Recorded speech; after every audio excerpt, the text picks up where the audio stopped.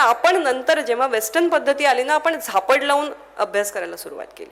आपल्याकडचा जो holistic approach होता, जे मी मगाशी सांगत होते की प्रत्येकाला न्यायशास्त्र शिकवलं जात होतं, साधं सरळ वैद्यकशास्त्र प्रत्येकाला अवगत होतं, एक बेसिक ज्याला आपण म्हणतो ना, आणि अपेक्षाच हीच होती. म्हणजे तुम्ही भरतमुनींनी नटाकडून ज्या अपेक्षा केल्या, नटांमध्ये सगळ्यात नटांचा प्रमुख कोण असतो? सूत्रधार असतो. तर सूत्रधाराकडून अपेक्षा की सूत्रधाराला काय काय आलं पाहिजे. बघा त्याचं जॉब प्रोफाईल त्यांनी कसं सांगितलंय, हसतमुख पाहिजे. सूत्रधार आहे, तो नाटकाचं ओपनिंग करणार आहे आणि तो सूत्रधार म्हणजे नाटकाचा दिग्दर्शक असायचा. तर हा हसतमुख दिग्दर्शक असला पाहिजे. दाढी खाजवतोय, मैंने कुछ अलग करने का सोचा है, देखिए अभी लोग क्या देखते हैं, असं म्हणणारा सूत्रधार नव्हता.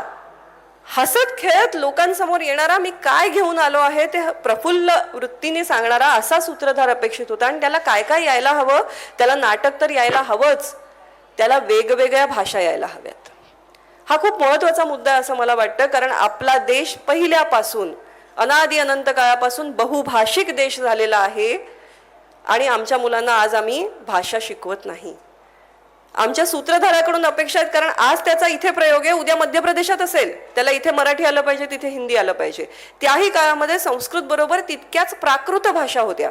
प्रत्येक प्रदेशाची प्राकृत होती. आपली महाराष्ट्री प्राकृत ही सगळ्यात मधुर भाषा म्हणून ओळखली जायची. शौरसेनी प्राकृत होती, अवंती प्राकृत होती. तर ह्या ठिकठिकाणच्या भाषा नटाला आल्या पाहिजेत. ही जर नटाकडून अपेक्षा आहे तर पंडिताकडून तर तेव्हा होतीच. कारण संगोष्ठी मी मगाशी म्हटलं त्या सगळ्या ठिकाणी व्हायच्या. विद्वानांना राजे बोलवून घ्यायचे, पॅट्रोनेज होतं, राजाश्रय होता. ही खूप महत्वाची गोष्ट आहे. युवन सॅंगने एक इतकं सुंदर वाक्य लिहिलंय. तो म्हणतो, भारतातले विद्यार्थी भाग्यवान आहेत कारण त्यांना वस्त्र, औषध आणि अन्न याचा विचार करावा लागत नाही. विद्यार्थी आहे म्हटल्यावरती आपल्याकडे त्याला वाढलं जायचं. अगदी आत्तापर्यंत माधुकरीवरती विद्यार्थी जेवत होते की. ही केवढी मोठी ताकद आहे देशाची बघा. ही आपली रुजलेली शिक्षण व्यवस्था आहे जी दुर्दैवाने आज आपण विसरलो आहोत. आज विद्यार्थ्याला घरात घ्यायला तयार आहोत का आपण? काय असेल, कोण असेल, कुठला अभ्यास करतो की नाही काय माहिती, किती टक्के मिळणार आहेत याला वाढवून. तुम्हाला काय करायचंय? शिकतोय, वाढा त्याला, कारण आपल्या पूर्वजांनी हे केलं. युवन सॅंग सारखा माणूस लिहून जातो की भारतातले विद्यार्थी भाग्यवान आहेत कारण त्यांना वस्त्र, अन्न आणि औषध याचा विचार करावा लागत नाही. अशा पद्धतीचा शिक्षणाला पोषक असा समाज आम्ही त्या काळामध्ये घडवला होता. असा समाज पाहिजे ना. तर चाणक्य हा असा शिक्षक की ज्यांनी चंद्रगुप्त मौर्य घडवला, ज्यांनी मौर्य साम्राज्य घडवलं, तो एक शिक्षक होता. काश्मीरमध्ये आजही सुय्य नगर म्हणून आहे. तो सुय्य एक शिक्षक होता ज्याने काय केलं, काश्मीरमध्ये मोठा पूर आला होता आणि त्या पुरामध्ये एक धरण कोसळून गेलं. आता धरणाने कोसळल्यामुळे सगळा गाळ झाला, रस्ता बंद झाला, पुढे जाता येत नाही, मागे जाता येत नाही, काम इतकं मोठं आहे. काय करायचं? जनसहभाग. आणि जनसहभागाची पहिली कल्पना कुणाच्या मनात आली? एका शिक्षकाच्या मनात आली. त्या काळामध्ये राजांचे हेड फिरायचे ना, हा शिक्षक असाच कुठेतरी पारावरती बसला होता सुय्य, आणि तो म्हणाला की खरं तर माझ्या डोक्यात कल्पना आहे, राजांनी जर ती ऐकली तर हा प्रॉब्लेम सॉल्व्ह होईल. त्या गुप्तचरांनी ते ऐकलं, त्याने राजाला सांगितलं एक शिक्षक आहे, आणि तो असं म्हणतो. राजा म्हणाला शिक्षक आहे, मग त्याचं म्हणणं ऐकलं पाहिजे, त्याला घेऊन ये. राजाने त्याला बोलवून घेतलं आणि त्यांनी सांगितलं काही नाही, आपण काही दिनार घेऊया आणि ते आत्ता जो गाळ झालाय ना त्याच्यामध्ये टाकूया. ते दिनार शोधण्यासाठी लोक आपोआप दगड बाजूला करतील आणि तुमचा मार्ग मोकळा होईल. किती सोपी युक्ती आहे बघा. पण ही एका शिक्षकाला का सुचते? कारण शिक्षकाला समाजाची नस सापडलेली असते, त्याला माहिती आहे समाजात अवतीभोवती काय घडतंय. आणि हा सुय्याची बुद्धिमत्ता केवळ एवढ्या एका व्यावहारिक गोष्टीसाठी पुरती मर्यादित नव्हती. त्यांनी त्यानंतर त्या पुढचं धरण, आता परत पूर येऊ नये म्हणून कसं धरण बांधलं पाहिजे याची योजना त्या शिक्षकाने आखून दिली. त्या काळातला सिव्हिल इंजिनिअरिंगचा उत्कृष्ट नमुना हा सुय्याने उपस्थित करून दिला. हे एक शिक्षक करू शकतो, फक्त शिक्षकावर विश्वास दाखवण्याची, श्रद्धा ठेवण्याची, जी गुरुवरची श्रद्धा आपण म्हणतो ना, ती अशी डोळ्यात श्रद्धा आहे, अंधश्रद्धा नाही म्हणत होत आपण. गुरुला प्रश्न विचारा, तो शंका निरसन करेपर्यंत त्याला हैराण करा. आणि गुरुही असा असला पाहिजे की शिष्याकडून पराभव झाला तर तो मान्य करेल, तो सांगेल मला नाही येत बाबा हे, आपण दुसरीकडे जाऊया, तूही समजून घे, मीही समजून घेतो. असं एक आदर्श चित्र आपल्या डोळ्यासमोर असायला हवं. तर जाता जाता चाणक्याची छोटीशी एक गोष्ट, कारण गुरु कसा असावा याचा चाणक्यासारखा सुंदर उदाहरण मला वाटतं सापडणार नाही दुसरं. एकदा चाणक्याकडे एक परदेशी पाहुणा आला होता. त्या काळामध्ये आपण ग्लोबली खूप ॲक्टिव्ह होतो आणि लोक आपल्याकडे येत होते, आपण लोकांकडे जात नव्हतो. हां, तर तसा परदेशी पाहुणा आला होता आणि रात्रीची वेळ होती, दोघं चर्चेला बसले होते. चाणक्याची कुटी, चाणक्यावरती एक मुद्रा राक्षस नावाचं फार सुंदर नाटक आहे विशाखा दत्तांनी लिहिलेलं. अर्थात ते नाटक आहे, पण त्या नाटकामध्ये त्यांनी जे काही चाणक्याचं चित्र उभं केलंय ते त्याच्या समोर असलेलं चित्र आहे ना. म्हणजे आता आज मी शिवाजी महाराजांना पाहिलं नाही, पण मी जर शिवाजी महाराजांविषयी काही लिहीन तर माझ्या मनात तुम्ही जी शिवाजी महाराजांची प्रतिमा उभी केली, आपल्या समाजाने जी उभी केली तीच उमटेल, बरोबर. तर त्यामुळे त्यातला चाणक्य आपल्याला दाखवतो की खरा चाणक्य कसा असला पाहिजे, त्याची एक झेरॉक्स म्हणूया आपण. हां, तर त्या नाटकामध्ये सुद्धा वर्णन आहे की हा भव्य प्रासाद चंद्रगुप्त राजाचा, सम्राट चंद्रगुप्ताचा, आणि त्याच्या शेजारी एक छोटीशी पर्णकुटी.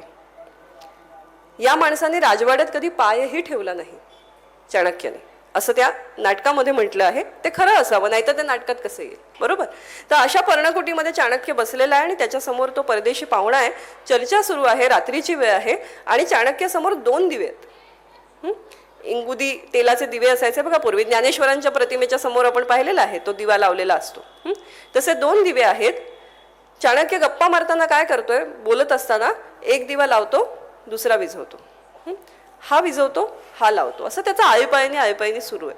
तर तो पाहुणा थोड्या वेळाने हैराण होतो. तो म्हणतो काय चाललंय, चांगल्या गप्पा रंगात आल्या आहेत, पण असं का करतायत हे. तो विचारतो की बाबा असं का करताय तुम्ही. त्याच्यावरती चाणक्याचं उत्तर असं आहे की आपण जेव्हा सरकारी गोष्टींची चर्चा करतोय ना, तेव्हा सरकारी तेलाचा दिवा लावतोय.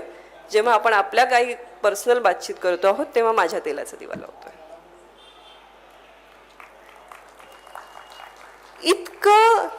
इतका विचार करणं आपल्याला ही गोष्ट पटूच शकत नाही, सुचूच शकत नाही.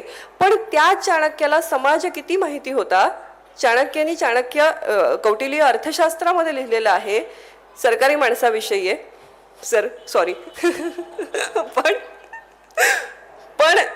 बघा, म्हणजे समाज बदलत कसा नाही, सातत्य कसं असतं. चांगल्या गोष्टींचंही सातत्य असतं आणि वाईट गोष्टींचंही सातत्य असतं, आणि त्या वाईटावरती विजय मिळवण्यासाठी, चांगल्याला प्रयत्नशील राहण्यासाठी सुद्धा सातत्य लागतं आणि याचं भान लागतं. मुळात ज्या गोष्टीवर अटॅक करायचं ती गोष्ट तुम्हाला नीट माहिती पाहिजे ना, तर तुम्ही त्याच्यावर अटॅक करू शकता. आपल्या शत्रूचा नेहमी आपल्याला अभ्यास करायला पाहिजे. चाणक्याने भ्रष्टाचाराच्या विरुद्ध किंवा भ्रष्टाचाराच्या संदर्भात केलेलं विधान असं आहे की सरकारी अधिकारी जेव्हा असतो तेव्हा तो पैसा कसा खातो, त्याने दिलेलं दृष्टांत ही पुन्हा आपल्या भारतीय संस्कृतीची एक छान गोष्ट आहे बघा. आपण उत्तम व्याख्या, उत्तम दृष्टांत देतो.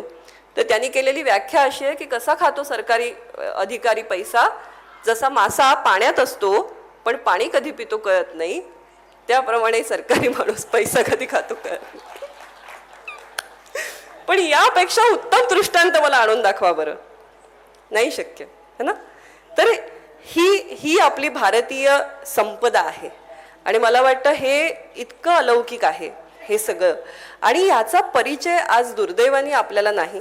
आपल्याला असं वाटतं की संस्कृत ही एक अतिशय बोरिंग लँग्वेज आहे, मृत भाषा अनेकदा लोक त्याला म्हणतात, डेड लँग्वेज आहे. किंवा संस्कृत भाषेचं आणि शास्त्रीय संगीताचं सारखं असतं की ते छान असेल पण आपल्याला नको बुवा, है ना.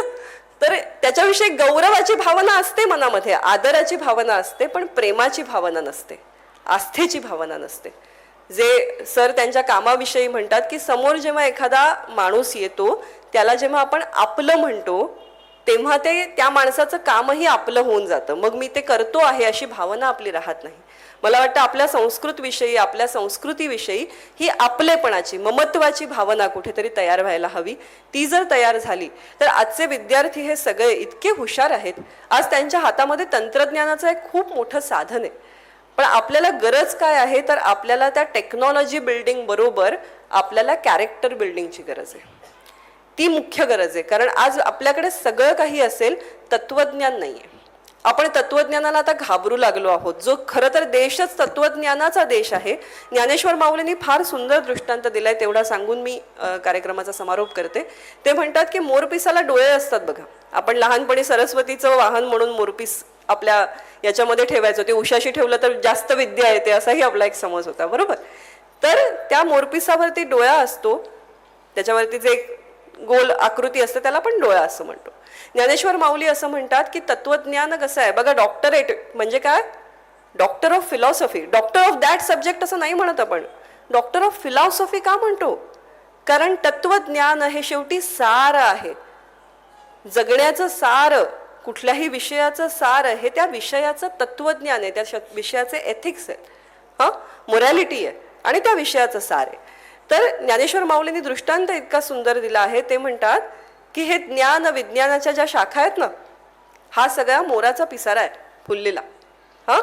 हा मोराचा पिसारा फुललेला आहे, त्याच्यावरती हजारो डोळे आहेत, पण मोराला जर त्याचे डोळे नसतील तर त्याला त्या पिसाऱ्यावरच्या डोळ्यांनी दिसणार नाही. तसंच ज्ञान विज्ञानाच्या या शाखा पसरलेल्या आहेत. आज आपण ग्लोबल एज्युकेशन मार्केटमध्ये आहोत, मार्केटच शब्द वापरते मी. पण त्या ग्लोबल एज्युकेशन सिनारिओमध्ये जर तत्वज्ञानाचे 2 डोळे नसतील, जे आपले भारतीय शिक्षण व्यवस्थेने आपल्यासाठी निर्माण केलेले आहेत, आपल्याला या ग्रंथांमधून दिलेले आहेत, या गोष्टींमधून दिलेले आहेत, ते डोळे जर आपण उघडले नाहीत तर हा सगळा पसारा व्यर्थ आहे. धन्यवाद.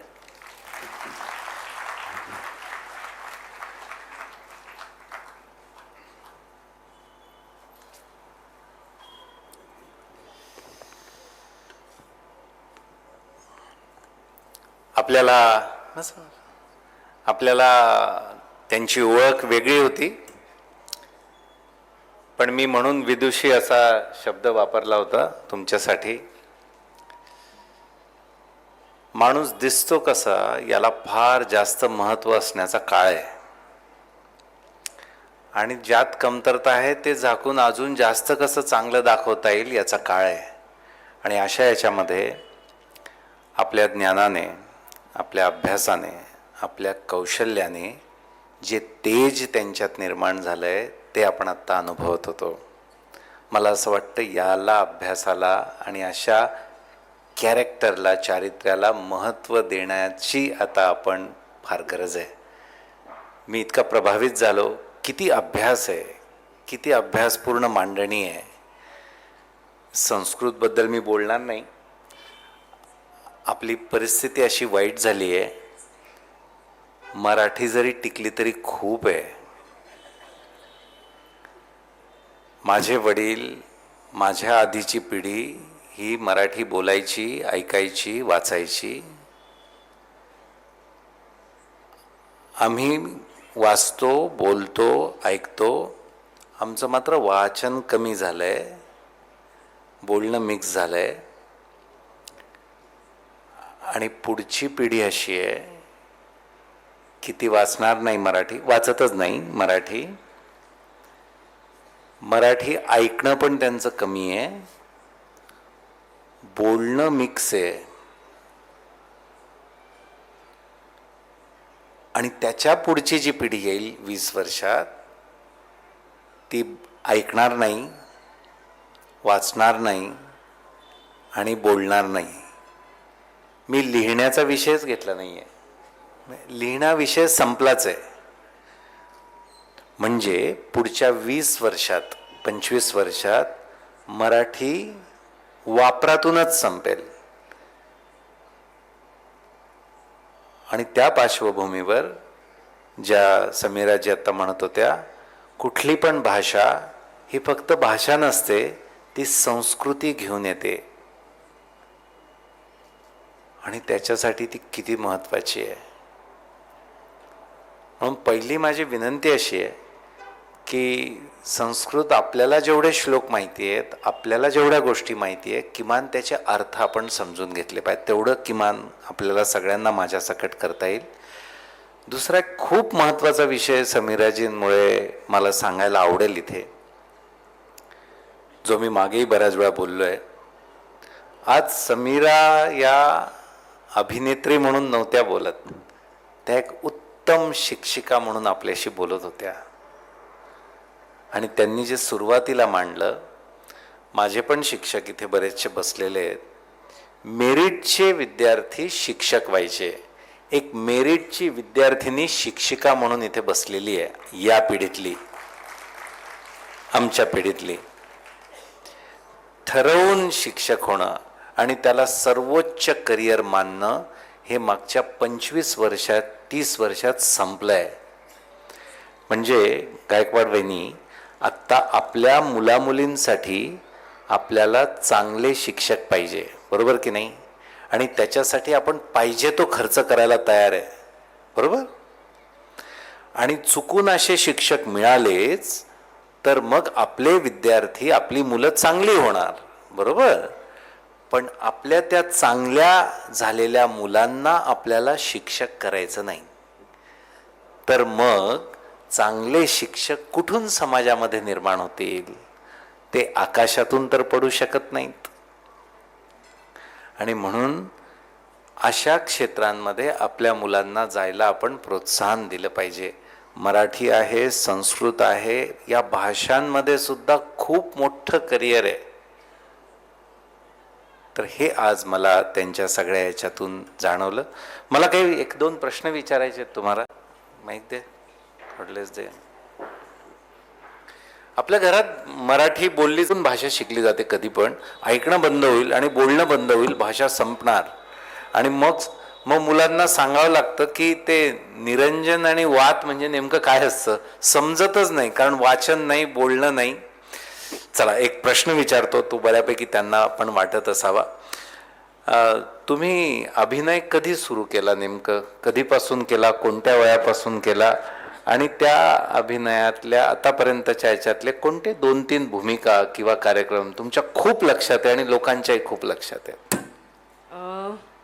अभिनयाची आवड म्हणजे खरं तर पार्श्वभूमी काही नाही. माझ्या कुटुंबामधलं कोणीही या क्षेत्राशी दूरदूरून संबंध नाही. अजूनही माझ्या घरच्यांना मी नेमकं काय करते हे कळतच असं नाही. म्हणजे नाटकाला आलं की नंतर विचारतात की हे कधी पाठ केलंस वगैरे, असं इतपतच वातावरण आहे आमच्याकडे. पण मला वाटतं शाळेत असताना एकदा असं झालं, मी खूप लहान होते, पहिलीत किंवा सिनियर KG, मोठ्या शिशुवर्गात असेल. आणि मला ना गॅदरिंगला घेतलं नाही, कारण ज्या दिवशी सिलेक्शन झालं, ज्या दिवशी मुलं निवडली गेली, त्या दिवशी मी आजारी होते आणि मी गेले नव्हते. तर मी जेव्हा दुसऱ्या दिवशी शाळेत गेले तेव्हा प्रत्येकजण आपापली तालीम वगैरे करायला लागलेला, असंच मला दृश्य बघायला मिळालं आणि मला खूप वाईट वाटलं. तर मी घरी जाऊन बाबांना सांगितलं की मला शाळेत घेतलं नाही आहे ह्याच्यात. तर बाबांनी चौकशीसाठी म्हणून आले आणि त्यांनी विचारलं की काय झालं. तर त्यांनी सांगितलं होती नव्हती. तर बाबा म्हणाले ठीक आहे, हरकत नाही, पण सहज शक्य असेल तर बघा, तिला काहीतरी संधी द्या. आणि तेव्हा कुठेतरी माझ्या वडिलांच्या लक्षात आलं की हिला या लहान वयातही तिला इतकी ओढ आहे कुठेतरी की मला ते करायचं. आणि मला प्रचंड आनंद झाला होता. आजही माझ्याकडे ते फोटो आहेत की मी तयार झालेली आणि त्या स्नेहसंमेलनाला आता आत्ताच्या मुलांना खूप हसू येईल, कारण ते मेकअप वगैरे फार छान करतात. आमचे शिक्षक आणि आम्ही दोघंही मेकअपच्या बाबतीत इतके हुशार होतो की मी चंद्र झाले होते. त्यामुळे तो चंद्राचा एक थर्माकोलचं हे बाबांनी करून दिलं होतं, पुठ्ठ्याचा चंद्र, त्याला चंदेरी कागद लावून वगैरे. आणि बाईंनी असं आयत्या वेळेस आता स्टेजवरती जाणार त्यावेळेस त्यांनी ती रूसची डबी असते माहितीये गुलाबी, ती असे 2 स्टॅम्प मारले आणि पाठवलं. तर ती स्टेजवरची पहिली एंट्री होती. पण असं वाटलं की मला त्या वयात कळत नव्हतं, पण कुठेतरी माझ्या वडिलांना वाटलं की हिला असे काहीतरी गुण दिसत आहेत हिच्यात, आपल्याकडे घरात इतर कोणी नाही. मग मार्गदर्शनासाठी म्हणून नाट्य शिबिरांना पाठवायला सुरुवात केली. म्हणजे मला वाटतं मी त्याच्या आधीच्या सगळ्या सुट्ट्या गावी जात होते, पण नंतर एक असा काळ आला की मला गावी जाणं जमेना इतकं मी नाट्य शिबिरांमध्ये झोकून दिलं होतं स्वतःला. आणि मग वेगवेगळ्या प्रकारचे नाट्य शिबिरं, सुदैवाने मी जे नाट्य शिबिर केलं पहिल्या 2 सुट्ट्यांमध्ये, त्या एका नाट्य शिबिरातून एक मालिका घडली. आजचा दिवस गमतीचा नावाची मालिका होती. माझं पहिलं टेलिव्हिजनवरचं काम, मी पहिलीत वगैरे असेल, पहिलीत किंवा दुसरीत असेल फार फार तर. त्या मालिकेचं चित्रीकरण काही कारणाने बराच काळ झालं, म्हणजे एकच भाग असणार होता त्याच्यामध्ये. मी राजकन्या झाले होते, पण त्याची स्टारकास्ट तुम्ही ऐकाल. राजा म्हणजे माझे वडील होते अजय वडावकर, त्या सिरियलमध्ये प्रधान म्हणून काम करत होते लक्ष्मीकांत बेर्डे. आणखीन एक प्रधान होते किशोर नानलस्कर. आणि ही अशी सगळी माणसं, म्हणजे त्यावेळेस शूटिंगच्या दरम्यान ना माझा दात पडला, दुधाचे दात पडतात ना त्या वयामध्ये, आणि मग खोटा दात बनवून घेतला होता माझ्या वडिलांनी शूटिंग पुरतं, मला उच्चार नीट करता यावेत म्हणून. पण तो दुखायचा, त्यामुळे मी तो शूटिंग पुरताच लावू शकायचे. आणि लक्ष्मीकांत बेर्डे ना मला चिडवायचे, ते मला जवळ बोलवायचे आणि म्हणायचे दगड म्हण दगड. मला बोलता यायचं नाही, मी दगल करत बसायचे. वडापाव म्हण वडापाव. तर मला हे वाटतं की किती छान योग असतात बघा, की पुढे जाऊन मी लक्ष्मीकांत बेर्डेंबरोबर त्यांचं जे गाजलेलं टुरटून नाटक, त्याची आज विंग्सनी केलेली CD आहे, जर तुम्ही पाहिलीत YouTube वरती वगैरे सुद्धा ती उपलब्ध आहे. तर त्या CD मध्ये लक्ष्मीकांत बेर्डेंबरोबर मी काम केलंय. अरे वा, क्या बात. आणि तेव्हा जेव्हा म्हणजे मी आत्ताच्या काळातली ती गोष्ट, त्यांचं अगदी शेवटच्या काही कामांपैकी ते असेल दुर्दैवाने, पण तेव्हा जेव्हा त्यांना मी भेटले तेव्हा त्यांना मी म्हटलं की लक्षा मामा तुम्हाला आठवतंय का, मी तुमच्याबरोबर काम केलं होतं आणि तुम्ही मला दगड आणि वडापाव म्हणायला लावायचं. तर असे खूप मला वाटतं की एकतर कलाकार होणं, कुठलीही प्रतिभा तुमच्याकडे असणं हा कुठेतरी एक आशीर्वादच आहे परमेश्वराचा. आणि तुमच्या हातात एवढंच आहे की त्याला तुम्ही अधिक कसं फुलवू शकता, ते व्रत म्हणून कसं सांभाळू शकता. कुठलीही बॅकग्राऊंड नसताना आज मी काही खूप छान भूमिका माझ्या वाट्याला आल्या. आणि काही न करता म्हणजे अनेकदा लोकांना प्रश्न पडतो की इथे यशस्वी होण्यासाठी काय करायचं. तर मला वाटतं तुम्ही मगाशी म्हणालात तसं उत्तम काम करायचं, ही एकच गोष्ट आहे. म्हणजे माझ्या ओळखीचं आजही कोणी नाही की हा अमुक निर्माता माझ्या ओळखीचा आहे का, अमुक दिग्दर्शक माझा मित्र आहे का, तो माझ्या गल्लीत राहतो का, तो माझा काका आहे, तो माझा मामा आहे, असं काहीही नाही. पण एका कामातून दुसरं काम, दुसऱ्या कामातून तिसरं काम, असं आजवर मी जे काही काम करत आले त्याच्यामध्ये माझं मी भाग्य थोर समजते की मला छत्रपती शिवाजी महाराजांच्या 2 राण्या करण्याची संधी मिळाली. राजा शिवछत्रपती मालिकेमध्ये डॉक्टर अमोल कोल्हेंची स्टार प्रवाहावर जी अतिशय गाजलेली मालिका, त्यामध्ये मी पुतळाबाईंची भूमिका केली होती. आणि आता त्यांच्याच प्रोडक्शननी स्वराज्य जननी जिजामाता ही मालिका केली होती. नीना कुलकर्णी त्याच्यामध्ये जिजामातांची भूमिका करत होत्या. त्यावेळेस मला सईबाईंची भूमिका करायला मिळाली. तर ही माझ्यासाठी खूप खूप भाग्याची गोष्ट आहे की ज्यांच्या चरित्राचं पारायण करतो त्या चरित्रामधल्या 2 व्यक्तिरेखा काही काळासाठी जगण्याची संधी मिळणं ही खूपच भाग्याची गोष्ट. त्यानंतर काही चांगले सिनेमे करायला मिळाले. काळूबाईच्या नावाने चांगलं सारखा सिनेमा की जो खूप म्हणजे आपल्याकडे शोले सारखा चाललेला सिनेमा, माझा पहिलाच सिनेमा होता. आणि सुदैवानी मकरंद अनासपुरेंच्या बरोबरीने विनोदी भूमिका करायची संधी मला मिळाली. आणि मला त्या वर्षीचं स्टेटसाठीचं नॉमिनेशन सुद्धा होतं विनोदी अभिनेत्री म्हणून. आता अलीकडे माझ्याकडे कोणी फार विनोदी अभिनेत्री म्हणून पाहणार नाही, पण बरा करते विनोदी. आणि त्यानंतर 4 दिवस सासूचे सारखी मालिका मला करायला मिळाली की जी मुळात माझी सुरुवात आभाय मायापासून झाली, जो पहिला डेली सोप होता. दैनंदिन मालिका हा पॅटर्नच आभाय मायापासून आला. आणि ती मालिका इतकी प्रचंड गाजली की मला आठवतंय माझा पहिला भाग प्रदर्शित झाला, त्याच्या दुसऱ्या दिवशी रस्त्यात मला लोक ओळखायला लागले होते. तर याच्यापेक्षा अधिक चांगला ब्रेक तुम्हाला काय, ही माझी पुण्याई नव्हती, त्यात माझं काही कर्तृत्व नव्हतं. ती मालिकाच इतकी प्रसिद्ध होती की त्याच्यात काळं कुत्र दिसलं असतं तरी दुसऱ्या दिवशी लोकांनी ओळखलंच असतं की अरे हे आभाळ माझा काळं कुत्र. पण ठीक आहे, अगदी तेवढी वाईट परिस्थिती नाही, पण ती एक आपण म्हणतो ना एक चांगली सुरुवात मिळणं, ती आभाळ मायातून मिळाली. 4 दिवस सासूचे सारखी मालिका 11 वर्ष मालिका चालते. 11 वर्ष. आणि त्या मालिकेमध्ये पण पुन्हा मला 2 भूमिका करायला मिळाल्या. माझी एक भूमिका मी केली, तो ट्रॅक संपला. आणि त्यानंतर पुन्हा मी म्हणते तसं तुमचं काम जेव्हा आवडतं त्या निर्मात्यांना काही अडचण निर्माण झाली. एका मुलीला अचानक रिप्लेस करायचं होतं.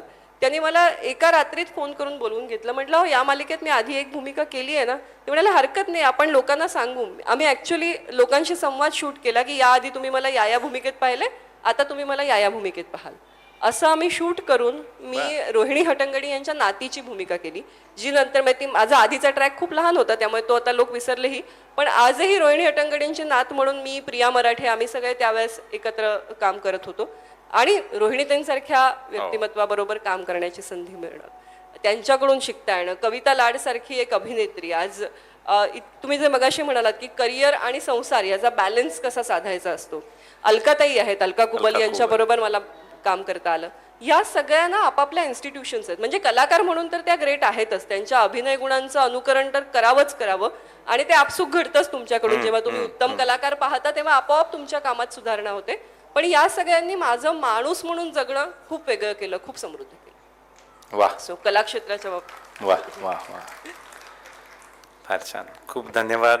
आणि मलाच खूप चांगलं असं वाटतंय की एक वेगळ्या प्रकारचा विषय आज आपल्याला ऐकायला मिळाला.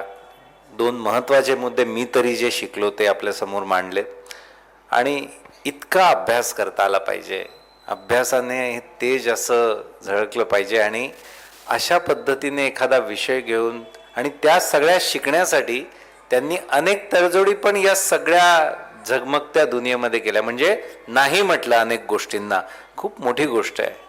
तर आपल्या सगळ्यांच्या वतीने मी खूप मनापासून शुभेच्छा देतो भविष्यातल्या सगळ्या स्वप्नांसाठी आणि कर्तृत्वासाठी.